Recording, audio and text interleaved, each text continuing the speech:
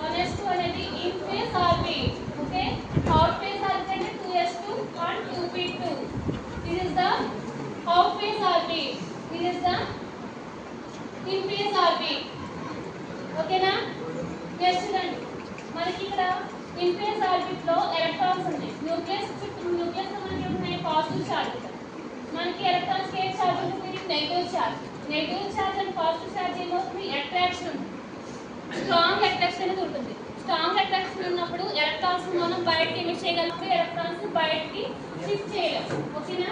అదే out out and out phase లో ఏమున్నాయి? 2s2 orbital 2p2 orbital. ఇంకా ఉన్న ఎలక్ట్రాన్స్ ని మనం షిఫ్ట్ చేయగలం. ఓకేనా? మనకి s ఆర్బిటాల్ లో 2 ఎలక్ట్రాన్స్ ఫిల్ అయిపోయి p ఆర్బిటాల్ అసలు టోటల్ గా ఎన్ని ఎలక్ట్రాన్స్ ఫిల్ చేయగలం? 6 ఎలక్ట్రాన్స్ ఫిల్ చేయగలం. ఓకేనా? ఇందులో 2 ఎలక్ట్రాన్స్ ఫిల్ అయ్యాయి. ఇంకా ఇందులో ఉన్న 1 ఎలక్ట్రాన్ ని p ఆర్బిటాల్ లో మనం షిఫ్ట్ చేసుకోవచ్చు ఈజీగా. అవుట్ ఫేజ్ లో ఉన్న s ఆర్బిటాల్ ఎలక్ట్రాన్స్ ని ఈజీగా ఎమిట్ చేయొచ్చు. ఓకేనా? చూడండి అసలు ఎలక్ట్రానిక్ కాంబినేషన్ 1s2 ఎన్ని ఎలక్ట్రాన్స్ ఉన్నాయి? Total 2 electrons. 2s2 కి 2 ఎలక్ట్రాన్స్, 2p2 కి 2px 2py 2pz. 2px లో 1 ఎలక్ట్రాన్, 2p2 లో 1 ఎలక్ట్రాన్, టోటల్ గా 2 ఎలక్ట్రాన్స్. మనకి ఇక్కడ కార్బన్ కి ఏ హైబ్రిడేషన్ ఉంటుంది? sp2 hybridisation. sp2 హైబ్రిడేషన్ అంటే ఈ రెండింటి మధ్యన జరగాలి. అంటే s అంటే ఎన్ని ఎలక్ట్రాన్స్ ఉన్నాయి? 1 ఎలక్ట్రాన్ ఉండాలి.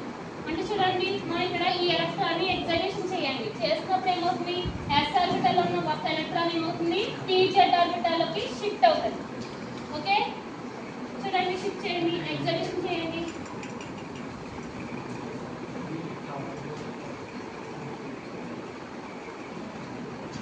ఓకే, ఇక్కడున్న ఎలక్ట్రాన్ ని pz లోకి షిఫ్ట్ చేస్తాను. ఇక్కడున్న ఎలక్ట్రాన్ ని pz లోకి ఎక్సైటేషన్ చేసినప్పుడు ఒక ఎలక్ట్రాన్ అనేది షిఫ్ట్ అవుతుంది.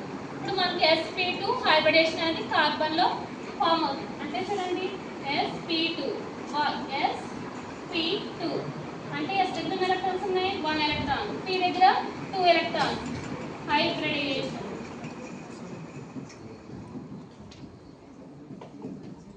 మనకి ఇక్కడ అన్హైబ్రిడేషన్ ఏముంది? pz లో ఒక ఎలక్ట్రాన్ అనేది అన్హైబ్రిడ్ గా ఉండిపోయింది. అది హైబ్రిడేషన్ జరగలేదు. ఈ అన్హైబ్రిడేషన్ ఎలక్ట్రాన్ ని పై మాలిక్యూల్ తో మనం ఫార్మ్ చేయాలి.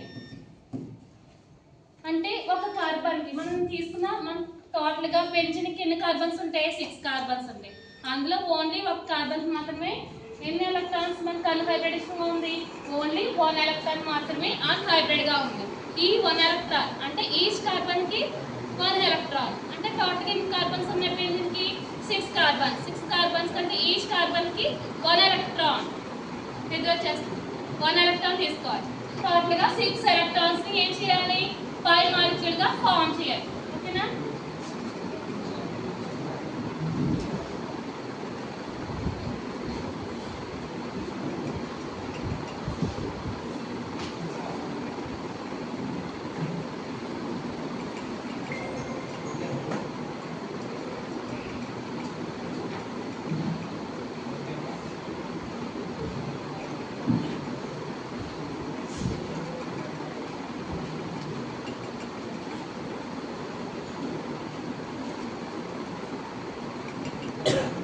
ఓకే, 6 కార్బన్స్ మనకి బెంజీన్ స్ట్రక్చర్ తీసుకుందాం. ఓకే, అందులో దీనికి ఒక మధ్యలో ఏముంటుంది? న్యూక్లియస్. ఏంటి మనకి ఇక్కడ న్యూక్లియస్? కార్బన్.